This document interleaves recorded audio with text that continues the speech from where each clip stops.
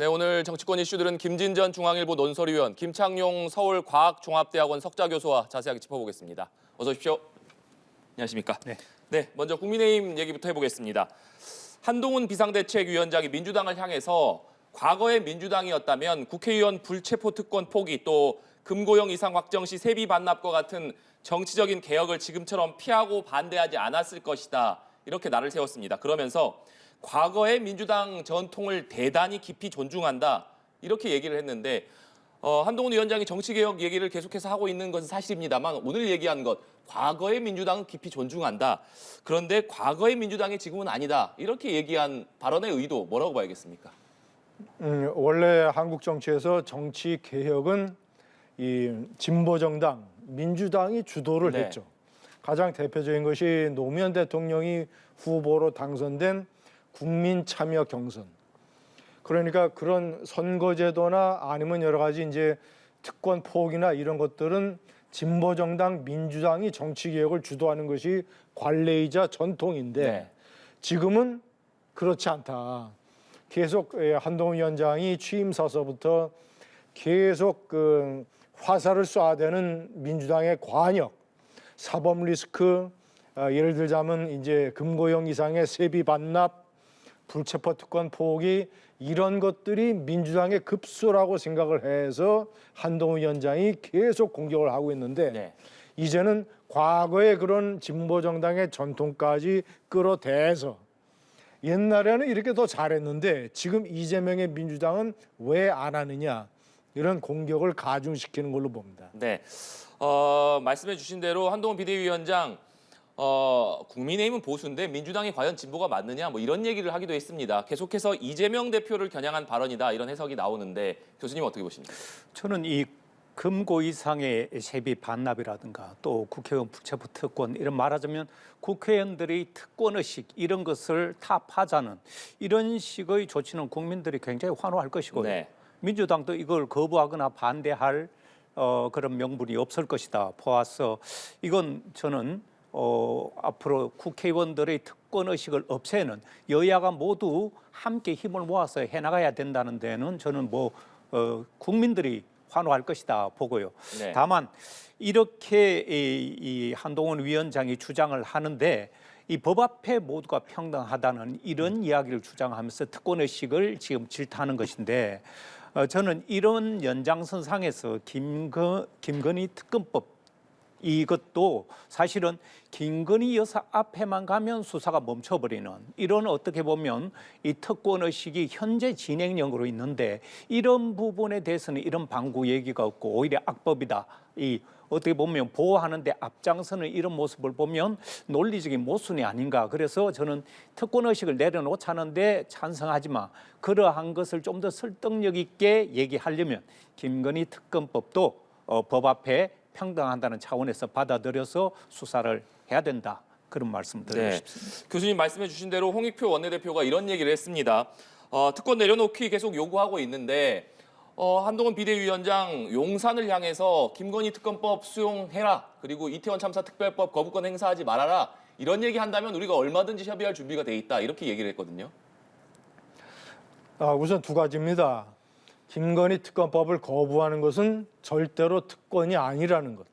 그런 잘못된 법안을 대통령이 거부하는 것은 헌법상의 의무이지 이것이 무슨 특권이 절대 아니라는 점.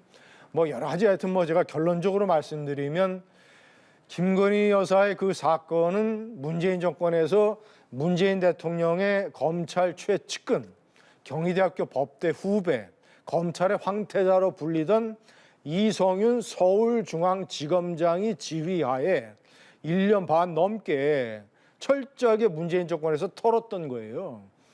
김건희 여사가 그 주가 매매로 20여 원의 이익을 얻었느니 이거 전부 다 문재인 정권 수사 때 다 나온 얘기입니다. 그런데 기소를 못했어요. 증거가 없으니까, 혐의가 없으니까. 이것은 특권 내려놓기 하고 아무런 상관이 없는 점이라는 거. 그리고 그 국회의원이 재판을 받아서 이 개인 비리로 금고형 이상이 확정됐을 때 재판 받았을 때 받았던 그 오랜 기간의 세비를 전부 다 반납해야 된다는 것은 대다수의 국민이 원하고 있는 겁니다. 대표적으로 최강욱 의원, 네. 그 조국 아들에 대한 허위 인턴 이 증명서를 해줘가지고 유죄 판결을 받아서 최근에 의원직을 뺏겼지 않습니까?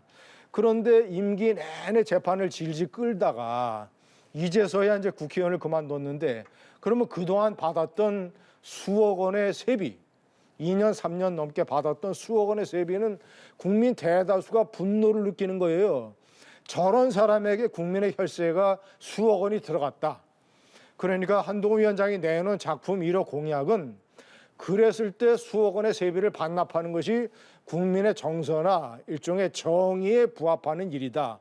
그런데 홍익표 원내대표가 이거 절대 제가 봤을 때는 받을 수가 없습니다. 왜냐하면 당장 걸리는 게 이재명 대표잖아요.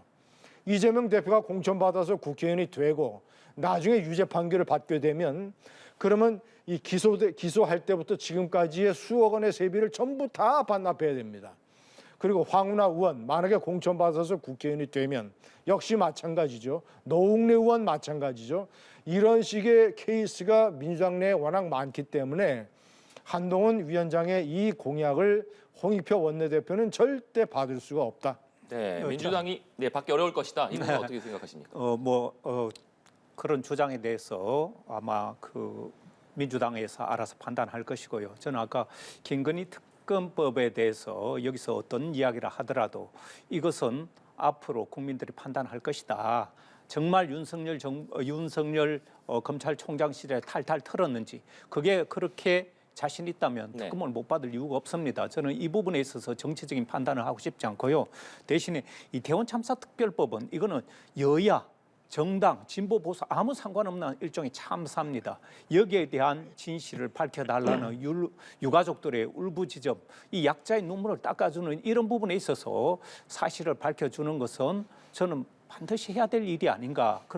말하자면 한동훈 지금 위원장이 굉장히 그 법치를 강조하고 있고 특권의식도 내려놔야 되고, 또 이런 소외된 자들에 대한 어떤 권리 보호라든가 약자의 눈물을 닦아주는 그런 정치를 기대하고 있는데, 이런 부분에서 또 거부하겠다는 이런 움직임이 보이고 또 그런 발언이 나오고 있어서 이런 어떤 정쟁과는 무관한 이런 부분에 있어서는 재고가 돼야 되지 않나 이런 생각을 합니다. 네, 이태원 참사 특별법 관련해서는 저희가 뒷부분에서 조금 더 다뤄보도록 하고, 그리고 한동훈 비대위원장이 오늘 3선 의원들과 오찬을 함께했습니다. 내일은 4선 이상 의원들과 오찬을 함께할 예정인데, 아무래도 비대위원장에 인선된 이후에 전국 순회를 다니면서 인사를 하고 있고, 당내 중진 의원들과 인사를 하고 의견을 구한다는 차원에서도 해석될 수 있겠습니다만, 아무래도 총선을 앞둔 시점이다 보니까, 그리고 계속해서 국민의힘에서 중진 물갈이 얘기가 나오는 상황이다 보니까 이것이 어느 정도 교통정리를 위한 것 아니냐, 중진들을 만나서 그런 얘기가 좀 오가는 것 아니냐, 이런 해석도 있거든요. 어떻게 보십니까?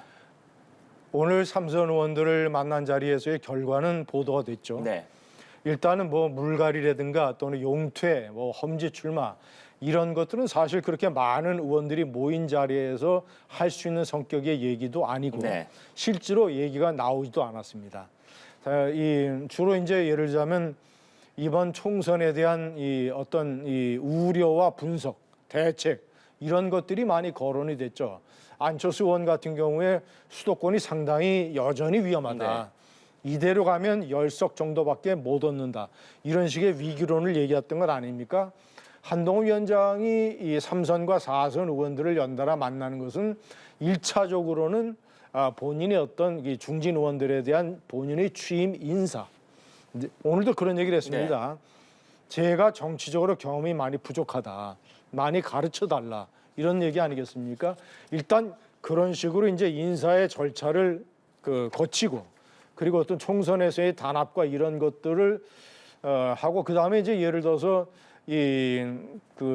김건희 여사 문제의 이 합리적인 해결을 위한 특별 감찰관제 같은 것, 그 다음에 제2부속실 이 신설 이런 것들에 대한 어떤 이 중진들의 중지를 모아서 이런 것들을 해결하는 이런 자리, 그런 자리로 활용이 된 것 같습니다. 네, 아무래도 물갈이와 관련돼서 해석하기보다는 여러 중진들의 정치적인 의견을 좀 듣는 자리였을 것이다 이렇게 말씀해 주셨는데 교수님께서는 어떻게 보십니까? 저도 뭐 그럴서리라 보는데요. 조금 더 아마 이 만남이 지속되면서 좀 더 깊이 있는 대화가 진행되지 않을까 싶은데요. 지난번에 사실은 국민의힘 그러니까 그 당시는 미래통합당이었죠. 미래통합당이 그 당시 현역 3분의 1 이상 컷오프를 통해서 50% 이상 교체 목표를 내세웠습니다. 네. 실제 최종 교체율을 봤더니 43.5% 정도였는데요. 이번에 하위 20% 플러스 알파 현역 물갈이를 하기 때문에 현재 출사표를 던질 장차관들 그리고 대통령실 인사들, 검찰 출신들 합하면 과거보다 훨씬 많은 물갈이가 예상되기 때문에 이런 부분에 대한 앞으로 심도 있는 얘기가 나오지 않는가. 왜냐하면 지난번 그 국민의힘 그 당시는 미래통합당이지만 그 패배 원인을 보니까 리더십이 없었다는 부분하고 또 지역구나 비례대표 여기서 공천 책임자들이 모두 갈등을 빚고 네. 그만두기 때문에 이 무너질 리더십 이것이 패배의 큰 원인이 됐다는 것. 그리고 선거 전략도 없었다. 선거 프레임도 오직 비난과 반대에 부딪혔기 때문에 이런 부분에 대한 분석을 중진들을 통해서 어떻게 공천 잡음을 최소화시키고 그런 부분에 대한 전략을 좀 더 깊이 나누는 그런 자리가 되지 않았나 싶습니다. 사실 국민의힘에서 앞서 인요한 혁신위가 영남 중진들의 교체, 불출마, 험지 출마를 요구하기도 했고 그렇기 때문에 그 당시에 국민의힘에서 현역 물갈이 비율이 45% 과반도 가까이 될 것이다 이런 얘기가 있지 않았습니까? 지금 한동훈 비대위원장이 인선된 이후에 앞으로 그렇다면 국민의힘의 공천, 특히나 현역 물갈이 비율은 얼마나 될 것이나 이런 정도 관심인데 위원님께서는 좀 어떻게 전망하십니까? 분명한 것은 한동훈 위원장이 공천 물갈이에도 본인의 스타일을 뚜렷하게 보여줄 것이라고 생각합니다. 네. 단순히 그 사람이 다선이라는 이유로 아니면 나이가 많다는 이유로 이런 어떤 형식적인 이유로 교체하는 일은 제가 봤을 때는 거의 없을 것이다. 교체를 하더라도 분명하게 어떤 이 합리적인 이유가 제시될 것이다. 그럴듯한 모양새를 갖출 것이다. 그리고 이제 현재 대통령실에서 수석과 행정관들 그리고 장차관까지 다 포함을 하면 50명 정도가 이번에 출마를 하지 않습니까? 상당수가 영남 지역에 이제 공천을 신청하게 되는 것이죠. 그것도 한동훈 위원장이 제가 판단할 때는 상당히 신경을 쓸 겁니다. 어느 정도 그 사람이 물갈이의 주체가 될 수 있는 나름대로의 경력과 어떤 명분이 있을 경우에 이런 이 공천이 이루어지는 것이지 분명하게 얘기했어요. 당을 이끄는 사람은 한동훈 나다. 그리고 공천에 대한 최종 책임은 이 비대위원장한테 있다라는 취지로 얘기를 했지 않습니까? 실질적으로 절차상 공천관리위원회가 공천 명단을 확정을 해도 최종적으로는 비대위원회에서 승인이 이루어져야 됩니다. 여기서 스탑하면 공천이 안 되는 거예요. 때문에 그런 것들을 강조를 하고 이러는 걸 보면 대통령실의 인사들이 무슨 윤석열 대통령의 국정 철학을 우리가 제일 잘 아니까 또는 우리가 이제 이 뉴페이스니까 이런 걸로 이런 정도의 명분으로 공천을 차지하는 일은 제가 봤을 때는 없을 것 같고 두 번째는 다시 말씀드리지만 다선이니까 나이가 많으니까 오래됐으니까 이런 명분으로 물갈이 대상이 되는 일도 없을 것이다. 아마 한동훈 위원장 스타일상 그 중간 정도 지점에서 공천 물갈이가 이루어질 것 같다. 이렇게 봅니다. 네, 계속해서 지금 국민의힘 공관위원장의 정영환 교수가 임명된 이후에 개선해서 낙하산 공천 이런 우려의 목소리가 나오고 있는데 그런 윤심 논란에 대해서 한동훈 비대위원장이 공천 그리고 당을 이끄는 것은 나다 이런 점을 강조하지 않았습니까? 그렇기 때문에 대통령실 출신이라고 해서 혹은 장차관 출신이라고 해서 더 낙하산 공천이라든지 이런 것들이 이루어질 가능성은 높지 않을 것이다. 이런 것이 위원님 해석이신데 어떻게 전망하십니까? 그렇게 얘기를 하고 그것이 또 받아들여져야 되는데 문제는 이 국회의원들은 자신이 공천이 되면 어떤 부당한 기준도 합리적이라고 얘기하고 자신이 공천이 안 되면 어떤 합리적인 기준이나 어떤 잣대도 부정을 하는. 네. 그래서 지난번에도 사실은 국힘당이 굉장히 반발과 여러 가지 파열음을 내는 바람에 선거에서 졌다 이런 얘기가 있고 지금은 사실 스스로 윤심을 자처하는 이런 인사들이 많고 그래서 일단 잡음이 가장 클 영남 지역을 나중에 하고 수도권을 먼저 해서 반발을 나중에 가서 반발이 있더라도 그걸 최소화하려는 그런 전략이라고 얘기하는데 저는 국회의원들의 공천 심사 잣대는 굉장히 엄정하고 네. 공정하게 이루어진다고 하더라도 항상 보면 잡음이 컸기 때문에 어느 당이 잡음을 최소화하느냐가 이번 공천의 승패를 좌우할 것이다 이렇게 봅니다. 네, 알겠습니다. 그리고 한동훈 비대위원장이 지역을 방문할 때마다 인연을 강조하는 지역 맞춤형 메시지가 관심을 끌고 있습니다. 일각에서는 팔도 사나이다 이런 얘기가 나오기도 했는데 지금 그래픽에서도 나오고 있습니다만 충남도당 인사회에서는 어릴 적 충청인으로 살았다. 부산시당에서는 부산을 너무나 사랑한다. 첫 좌천지가 부산이었다. 또 대구에서는 대구는 저의 정치적 출생지와 같은 곳이다. 이렇게 얘기를 하기도 했는데 사실 정치인들이 어느 지역에 가서 나는 이 지역의 사위다, 아들이다, 뭐 딸이다, 뭐 이런 얘기를 많이 하긴 합니다만 아무래도 한동훈 비대위원장이 법무장관에서 내려온 이후에 비대위원장이 된다고 했을 때 어떤 정치적인 언어를 보여줄 것이냐 이 부분도 관심이 많이 쏠리지 않았습니까? 이번 한동훈 비대위원장의 전국 순회 그리고 전국 순회 과정에서 보여준 이런 어떤 표현 어떻게 좀 보셨습니까? 그것이 여의도 사투리라고 한다면 한동훈 위원장이 꼭 배워야 하는 여의도 사투리가 하나 있다면 자신이 전국적인 연고를 가지고 있다는 것을 강조하는 것이죠. 네. 불가피하게 한동훈 위원장이 이렇게 얘기를 했습니다. 국민의힘이 이 TK 정당에서 벗어나야 되는 것 아니냐라는 질문을 받고 나는 그렇게 생각하지 않는다. 일단은 이 한동훈 위원장의 전략이라고 하는 것은 보수 이 결집표를 확실하게 다져놓고 네. 그리고 나서 충청도와 그다음에 서울, 경기, 인천의 수도권의 중도층, 무당층, 중립지대를 공략하는 것이죠. 자, 그래서 저는 이제 가장 의미 있는 거를 두 가지로 보는데 맨 먼저 대구에 갔지 않습니까? 대구에 가서 여기는 나의 정치적 출생지라고 네. 얘기를 했습니다. 지난해 11월 법무부 장관 때 지역 이제 이 순시를 하면서 대구의 동대구역에서 엄청난 경험을 한 것이죠. 동대구역에 인파가 몰려서 셀카를 찍으려고 하는 이런 사람들 때문에 시간이 지체됐지 않습니까? 그때 한동훈 법무부 장관이 서울로 가는 열차 시간을 3시간을 늦췄어요. 네. 자, 그 순간을 그 전까지는 내가 정치에 참여하겠다는 생각을 하지 않고 있었는데 동대구 사건을 보고 내가 정치를 해야 되겠다는 결심을 했다는 거 아닙니까? 정치인이 그러니까 한동훈 법무장관이 국회에서 야당원들과 싸우는 것으로 정치의 대부분을 했다가 실질적으로 어떤 대중이 자기에 대한 사랑과 환호와 지지라는 게 피부로 어떻게 와닿느냐를 체화한 것이 동대구역 사건이에요. 이거 하나의 앞으로 한동훈 정치사에 기억될 겁니다. 그래서 이제 대구라는 거를 정치적 출생지라는 식으로 해서 집토끼를 다지는 전략을 썼고 이제 산토끼를 잡기 위해서 충청도 윤석열 대통령이 공주 출신이 아니었으면 대통령이 못 됐을지도 모릅니다. 충청도에서 5%포인트를 앞섰기 때문에 이거를 전국적으로 계산하면 0.5%. 이것이 0.7% 차이로 이기는 데에 상당히 이 결정적인 공헌을 했어요. 자, 그래서 한동훈 위원장도 이번 총선에서 승리하려면 서울과 충청권을 잡아야 되는데 본인이 이제 청주에서 초등학교 4년을 다녔다는 것 아닙니까? 그런 연고를 강조하면서 마지막으로 제가 이 귀에 상당히 그 와닿는 말은 충청도에서 초등학교 다닐 때 나는 나의 인성과 어떤 이 예의와 이런 것들을 다 배웠다.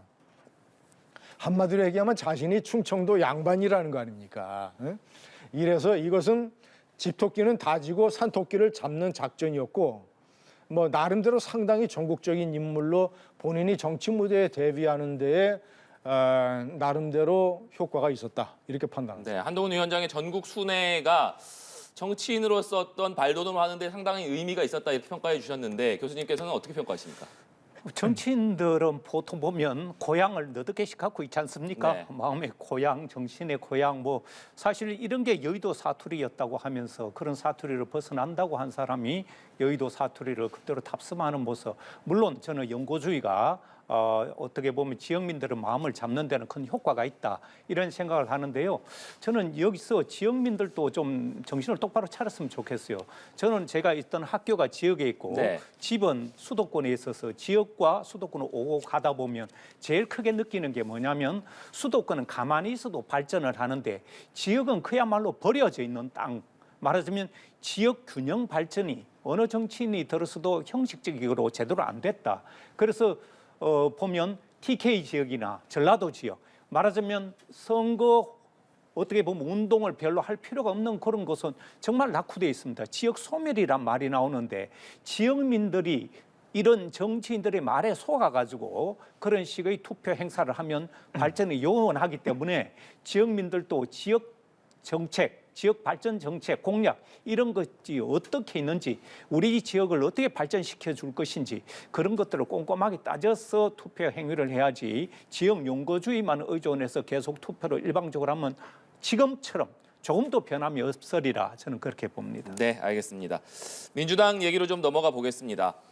이낙연 전 대표 그리고 지금은 미래대연합으로 바뀌었습니다만 원칙과 상식 3인방 그리고 오늘은 신경민 전 의원 또 최성 전 고양시장 등이 민주당을 탈당을 했습니다. 계속해서 민주당에서 분열이 가속화되고 있다 이런 얘기가 나오고 있는데 지금 병원을 퇴원해서 아직까지 당무에 복귀하지는 않았습니다만 이재명 대표가 이 같은 당의 분열상에 대해서 계속해서 침묵을 지키고 있는 것에 대해서 이재명 대표의 이 침묵의 의미는 무엇이냐 여러 해석들이 나오고 있습니다. 교수님께서는 어떻게 보십니까? 저는 침묵이라기보다는 지금은 병에서 회복하는 그런 단계가 아닌가. 네. 그렇다고 해서 민주당이 움직이지 않는 것이 아니라 민주당은 지금 공관위원장을 중심으로 이어지고 있는데 사실은 겉으로 보기에는 이런 외상이지만 정신적인 충격이나 여러 가지가 정상적인 그런 상태로 돌아오기에는 좀 시간이 필요하다. 저는 그래서 공관위원장이 어떤 얘기를 하고 민주당을 어떤 식으로 끌어가고 있는가 그걸 주목했더니 이명백 공천관리위원장이 전면에 나서서 공천이 가장 중요한 이슈로 한 취밀성으로 3가지를 얘기했더라고요. 우선은 첫째, 검찰 통치로 인한 민주주의 위기다. 그리고 경제 실정과 무능으로 인한 경제 위기다. 그리고 저출산 기후 위기를 준비하지 못해 국가 소멸 위기로 이렇게 진단했습니다.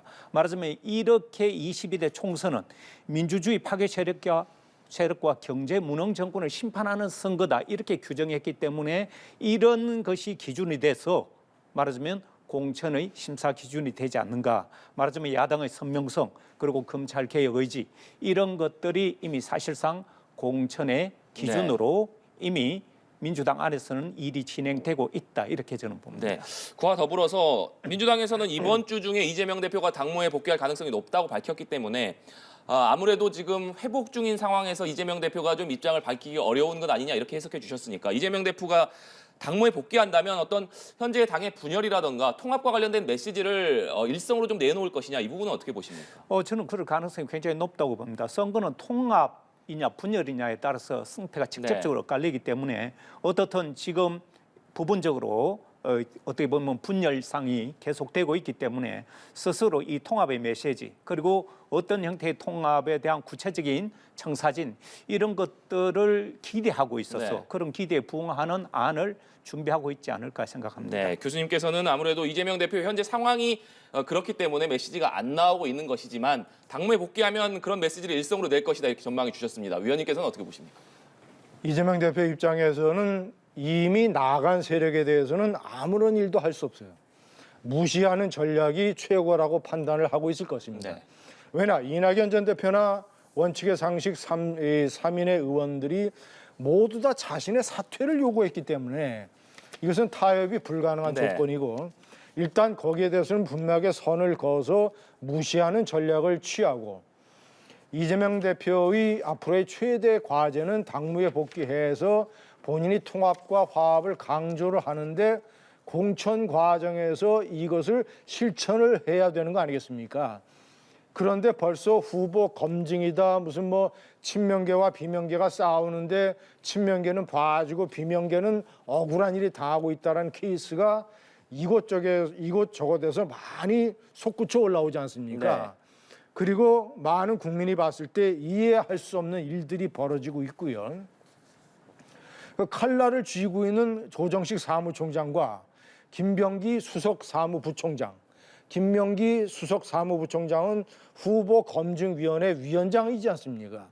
이 사람들이 특히 본인의 지역구에 경쟁자로 될 만한 사람들을 전부 다 후보 검증에서 탈락시켰어요. 이뿐만이 아닙니다. 친명계가 득세를 해서 그들은 여러 가지 검증 과정에서 혜택을 받고 비명계는 불이익을 받고 이런 분위기가 지금 들끓고 있기 때문에 만약에 이것을 이재명 대표가 컨트롤하지 못하면 추가 탈당, 추가 현역 의원 탈당이 이루어질 수 있는 것이고, 자 그러면 그 사람들이 제3지대 정당으로 가게 되면 그 정당이 기호 3번을 받게 됩니다. 그러니까 이재명 대표의 당무 이후의 최대 과제는 이 들끓는 것을 어떻게 봉합을 하느냐, 이런 문제가 될 것입니다. 네, 말씀해 주신 대로 지금 계속해서 제3지대의 관심은 총선을 앞두고 기호 3번을 획득하는 것 아니겠습니까? 그런데 지금 원칙과 상식 의원 3명에 양양자 의원까지 힘을 합친다고 하면 4명이기 때문에 정의당 6석을 넘는 7석이 되려면 최소 3명 이상의 현역 의원이 더 합류를 해야 되는데 앞으로 이 현역 의원들이 이 제3지대에 추가적으로 합류할 가능성에 대해서는 어떻게 보십니까? 저는 가능성이 충분히 있다고 생각을 합니다. 왜냐? 지금 이런 식으로 불균형하고 편파적인 공천 과정이 진행이 되면 어느 누구가 승복을 하겠습니까? 그리고 일단 공천 과정에서 경선에 참여하게 되면 일단 패배를 해도 지역구 출마를 못해요, 선거법상. 그러니까 그 전의 단계에서 고민하고 탈당할 의원들이 아마 있을 것이고, 이낙연 전 대표와 원칙의 상식 3인의 의원들은 집중적으로 그런 의원들을 설득하고 공략을 현재 하고 있을 겁니다. 네.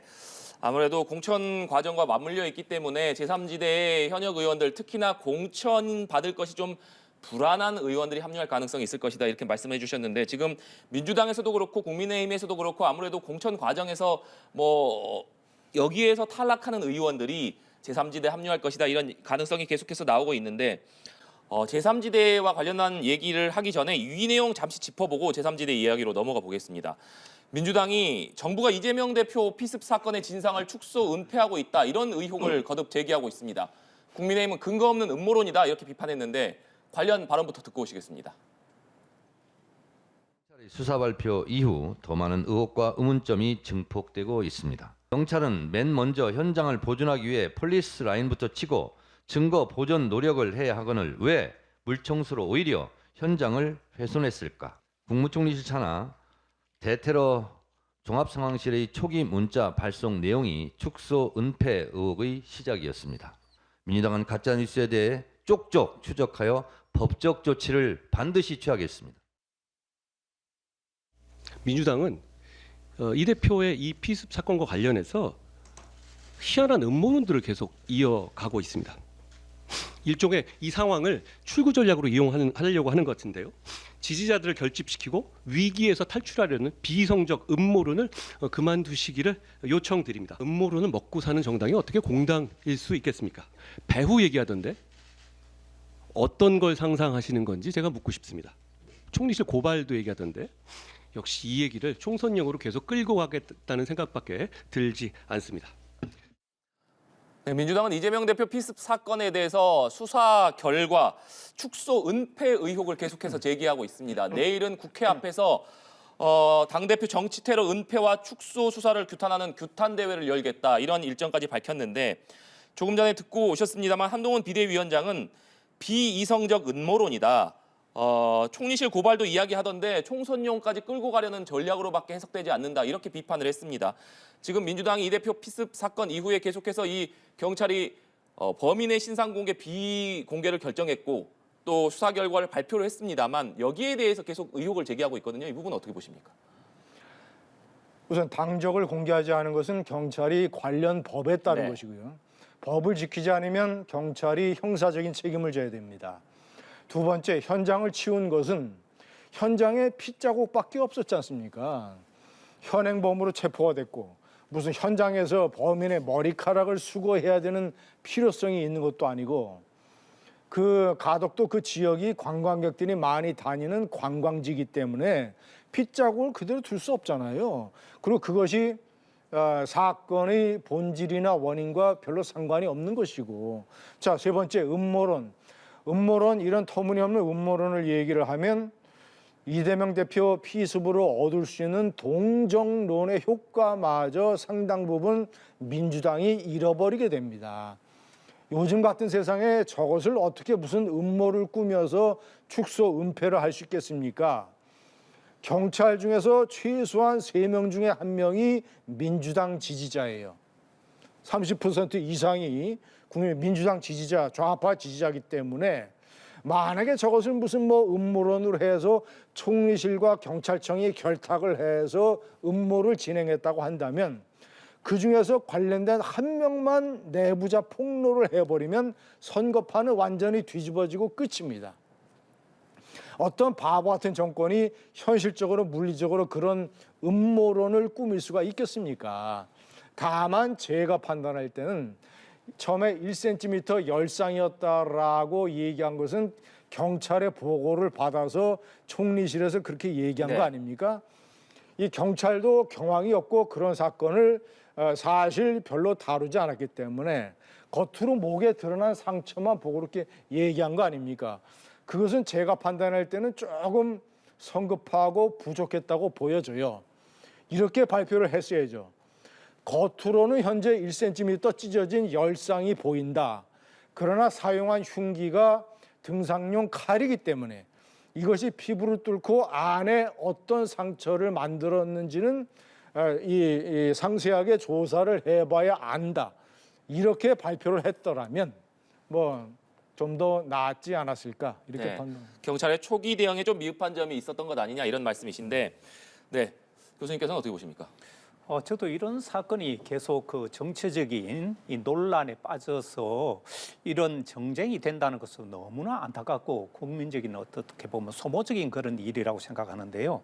그렇지만 좀 전에 지적했다시피 경찰이 왜 이렇게 성급한 보고를 하고 총리실에서는 왜 이렇게 1cm 열상이다 이런 식으로 얘기를 했을까? 등산용 칼로 여러 가지 말하자면 이 사실과 일치되는 그런 이야기를 총리실에서 하지 못하는 바람에 오히려 저는 문제가 더 커졌고 또 신상 공개도 한다 안 한다 논란이 많았는데 안 하기로 결론을 냈는데 그 이유도 비공개라는 식으로 오히려 저는 정보를 직접적으로 제공했더라면 의혹이나 이런 불신이 좀 어떻게 보면 축소됐을 텐데 그런 데 대한 필요한 정보를 제공하지 않고 입을 다물어 버리다 보니까 더 의심이 많아지고 현장 보존은 왜 안 했던가 이런저런 문제들이 지금 따지고 보다 보니까 너무 많은 문제가 생기다 보니까 축소 은폐하지 않았느냐 지금 피해자 입장에서는 이제 그런 주장을 하고 있어서 이런 부분에 있어서는 수사기관에서 왜 이런 부분을 좀 제대로 못했어 이런 정치적인 논란으로 빠졌는가 그런 안타까운 일입니다. 네, 알겠습니다. 제3지대 얘기로 다시 넘어가 보겠습니다. 총선을 앞두고 제3지대 움직임이 빨라지고 있는데 가장 주목받는 지점 역시 빅텐트가 성사되느냐 여부입니다. 빅텐트가 성사되느냐에 따라서 이 3지대의 성패가 달려있다 이렇게 볼 수 있기 때문일 텐데 아무래도 제3지대 핵심 인물인 이낙연 전 대표 또 이준석 개혁신당 정강정책위원장 발언부터 듣고 오시겠습니다. 우리 정치가 기득권 양당의 포로에서 벗어나서 드디어 국민 앞에 들어서는 정치 해방의 날로 기록될 것이라고 저는 믿습니다. 그들과 싸우려면 우리가 먼저 뭉쳐야 합니다. 텐트 크게 쳐주십시오. 좀 추우면 어떻습니까? 네, 그 텐트에서 기꺼이 함께 밥 먹고 함께 자겠습니다. 이게 말이 빅텐트인지 사실 저는 텐트에 살고 싶은 생각은 없습니다. 정말 튼튼한 집을 짓는다는 생각으로 움직여야 된다. 다음 대통령 선거 정도까지는 우선 무조건 함께 할 것을 서약한 정파 정도만 저는 함께 해야 된다. 이런 생각합니다. 이게 떴다방 같은 이미지로 비친다고 한다면은 저는 그런 결사체에는 참여하고 싶은 생각이 없습니다. 네, 이낙연 전 대표와 이준석 위원장 협력하겠다는 의사는 계속해서 밝힌 상황입니다만 조금 전에 듣고 오신 대로 두 사람의 발언의 뉘앙스는 다소 다릅니다. 이낙연 전 대표는 텐트를 크게 쳐달라. 텐트가 좀 추우면 어떠냐. 그 텐트에서 기꺼이 밥 먹고 함께 자겠다. 이렇게 얘기를 했습니다만 이준석 위원장은 말이 빅텐트지 나는 텐트에 살고 싶은 생각이 없다. 떴다방 같은 이미지로 비친다면 그런 결사체에는 참여하고 싶은 마음이 없다. 이렇게 얘기를 했습니다. 확연하게 좀 온도차가 느껴지는데 앞으로 이낙연 전 대표와 이준석 위원장과의 협력은 어떻게 되리라고 보십니까? 제가 판단할 때는 급한 쪽은 이낙연 전 대표 네. 쪽입니다. 왜냐? 현재 5개 세력이 있지 않습니까? 이쪽 우파 쪽에는 이준석 전 대표. 그런데 이제 이쪽 민주당 쪽에서 뛰쳐나온 세력은 이낙연 전 대표. 그리고 이 원칙과 상식의 3명. 그리고 금태섭 전 의원. 그다음에 양양자 의원. 이 4갈래는 전부 다 민주당 쪽에서 나온 것이에요. 그러니까 민주당 쪽의 표를 4그룹이 다 갈라먹고 있습니다.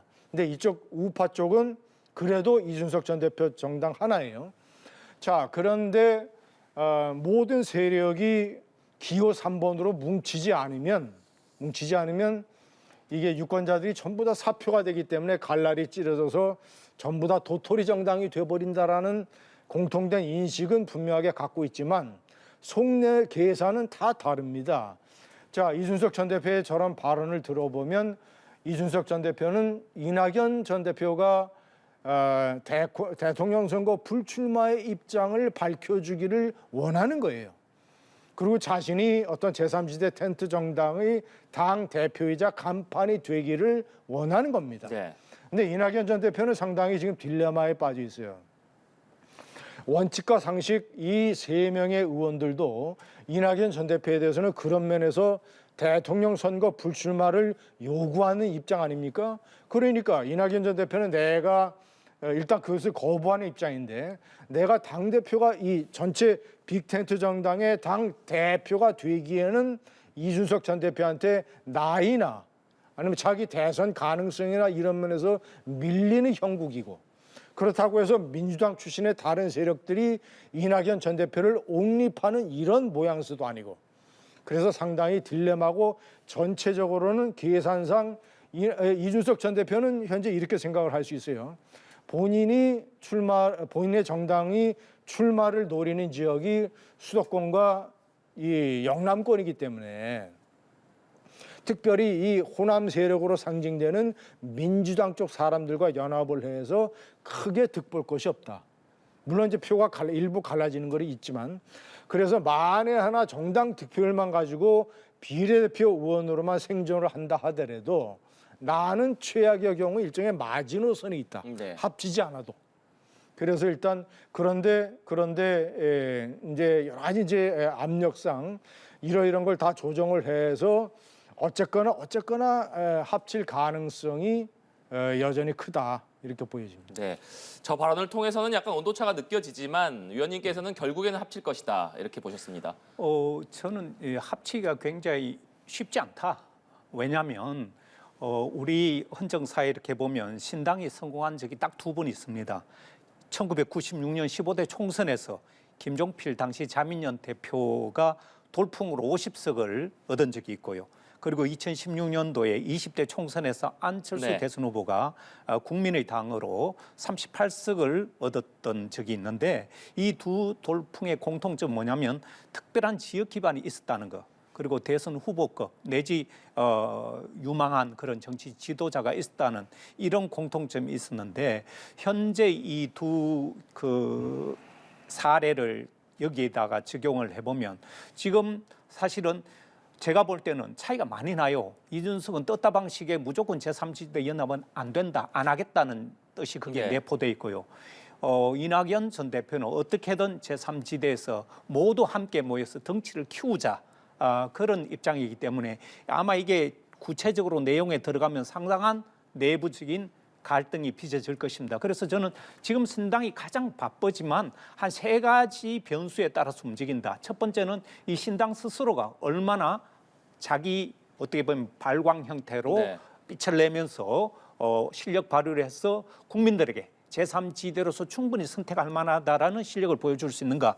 두 번째는 앞으로 공천 과정에서 국민의힘이나 민주당에서 어떻게 이 공천 탈락한 사람들이 속속 계속 올 수 있느냐 그렇지 않느냐. 그리고 마지막으로는 이제 이 양당에서 큰 거대 양당에서 얼마나 잡음을 최소화하면서 스스로 어떻게 보면 국민의 대한 세력으로서 네. 충분히 하겠다 이런 것들을 보여주는 것이 저는 신당의 움직임과 연동돼 있다고 봅니다. 네. 그리고 이 통합의 시기를 놓고서도 좀 입장 차이가 드러나는 모습인데 조홍천 의원이 주축이 된 미래대연합은 설 연휴 이전에 제3지대 통합을 마무리해야 된다 이런 입장입니다. 아무래도 우리가 설 밥상머리 민심이라고 하는데 그 민심을 선점하기 위해서는 설 연휴 전에 좀 통합을 완료하자 이런 입장인 것 같습니다만 이준석 위원장은 설 저는 너무 빠르다. 그러니까 각 당이 창당이 이루어지자마자 합당을 한다는 의미인데 이것은 좀 불가능한 얘기 아니냐 이런 입장을 보이고 있습니다. 이 시점에 대해서는 어떻게 보십니까? 시점에서도 분명한 이 차이를 보이는 것은 그동안 신당 준비를 했던 이준석 전 대표는 네. 상당한 우위를 점하고 있고 몸이 급하고 시간이 촉박한 쪽은 바로 민주당에서 탈당한 지 얼마 안 되는 이런 분들이 사실 준비가 제대로 안 돼 있는 거죠. 그래서 어떻게든 추석 민심, 설날 민심 이전에 어떻게 보면 자기네들의 여론, 호응도를 받아서 어떻게든 신당을 띄우는 그런 분위기를 만들기 위해서는 시점을 좀 빨리 하자. 너무 늦어지면 그런 시기를 놓쳐버린다는 것이죠. 네, 아무래도 또 총선까지 많이 남지 않았기 때문에 이 시점도 뜨거운 이슈가 될 것 같은데 이 부분 어떻게 전망하십니까? 제가 결국은 다 합칠 것이다라고 단정적으로 전망을 하는 것이 절대 아니고 네. 가장 중요한 것은 핵심적인 요건이 어떻게 해결이 되느냐. 만약에 이런 경우라면 제3지계 통합이 가능성이 훨씬 더 높아지죠. 첫 번째 모든 사람들이 이준석을 당의 간판으로 내세우는 데에 동의한다. 네. 이것의 전제 조건은 이낙연 전 대표가 이선 후퇴, 예를 들자면 대선 불출마라든가 이런 것들. 이준석 외에 뭐 다른 사람 이낙연이라든가 또는 무슨 다른 뭐 특별한 이런 이 지도자가 없지만 그런 사람이 당의 간판으로 나서면 통합당은 상당히 힘들어질 것이다. 자, 그것이 이제 선행이 돼야 되는 것이고, 그리고 이제 뭐 나머지 그 이제 오늘 탈당을 한 류호정 의원까지 네. 다 해서 이념적으로 커다란 어떤 걸림돌이 되는 것은 별로 없어요. 이준석 전 대표 자체가 마인드가 민주당의 정책과 가치에 상당 부분 돼 있기 때문에. 그래서 가장 중요한 핵심은 신당의 헤게모니를 누가 잡느냐. 만약에 이준석 쪽으로 다 몰아주게 되면 통합이 빨라질 것이다. 네. 그렇지 않으면 이준석은 최대한 시간을 끌 겁니다. 네, 알겠습니다. 마지막으로 임시국회 얘기도 해보겠습니다. 오늘부터 1월 임시국회가 시작이 됐는데 역시나 관심은 두 가지인 것 같습니다. 윤석열 대통령이 거부권을 행사한 쌍특검법의 재의결이 과연 1월 임시국회 내에서 이루어질 것이냐. 그리고 앞서서 교수님께서도 잠시 언급해 주셨습니다만 이태원 참사 특별법에 대해서 윤석열 대통령이 과연 거부권을 행사할 것이냐. 이 두 가지 위원님께서는 어떻게 전망하십니까? 한동훈 위원장이 이태원 특별법이 어떤 문제가 있다는 것을 내가 이미 설명을 다 했다라고 얘기를 했어요. 자, 이것은 당정 간의 입장이 저는 정해졌다고 봅니다. 거부하는 쪽으로 상당 부분 기울어져 있다고 봐요. 그리고 거부를 해야 마땅하고, 그리고 이태원 특별법을 거부한다고 해서 국민의힘과 윤석열 정권이 총선에서 그렇게 부정적인 영향을 받지 않을 것이다. 왜냐? 이태원 사건은 세월호 사건하고 명백하게 다릅니다. 그리고 문제점 첫 번째는 조금 전에 약자의 눈물을 닦아주는 게 이태원 특별법이라는 이런 얘기가 있었는데 저는 절대로 그렇게 생각하지 않습니다. 그 참사가 일어났을 때 국민 모두가 일주일간을 국민의 애도 기간으로 정하고 3번의 추모 마련한 그 분향소에 3일 연속 윤석열 대통령이 참석을 해서 애도를 하고 그 장례비를 최대 1,500만 원씩까지 지급을 하고 전 국민이 아파하고 슬픔을 같이 했어요. 세월호하고 달라요. 세월호는 대부분의 피해자가 고등학생이었습니다. 국민의 정서를 강타한 것이죠. 그리고 책임이 거의 100%가 청해진 해운과 정부의 책임이었어요. 이태원은 다릅니다. 이태원은 대부분의 피해자가 성인들이에요. 이미 그 전에 전 세계적으로 압사 사고가 얼마나 많이 벌어졌는가 자세하게 언론에 보도가 다 돼 있어요. 그래서 제가 이태원 사건의 책임은 절반은 피해자고 절반은 정부다.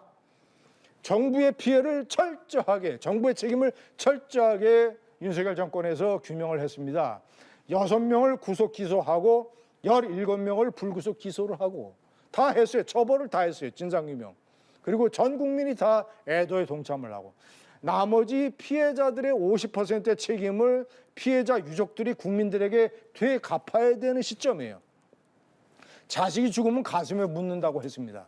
전 국민이 대통령서부터 그렇게 애도에 동참을 했는데 사건 초기서부터 좌파 성향의 시민사회단체 세력하고 연합을 해가지고 윤석열 대통령 탄핵해야 된다, 물러나야 된다, 이 사건을 세월호처럼 얼마나 악용을 했습니까?